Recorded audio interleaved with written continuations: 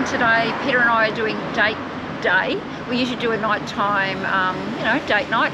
So we thought we'd do a daytime one.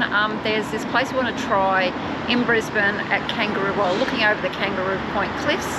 So it's got good views, so we thought we'd take you along. And today I am wearing my new hat, an excuse to wear a hat, from Will & Bear, and an old trench coat, black dress and some heels, and my beautiful wallet on a chain from Gucci.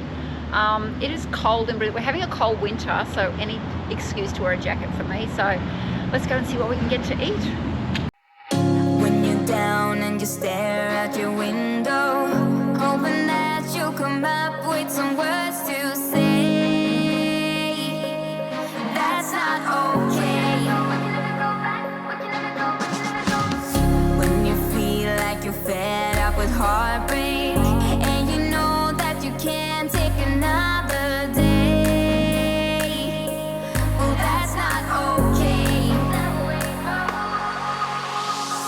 We can never go back this road, you never go back that way. I see you standing in the corner like it's okay. Don't you know that you move with your body? Don't you know that you move with your body? Cheers. Take those.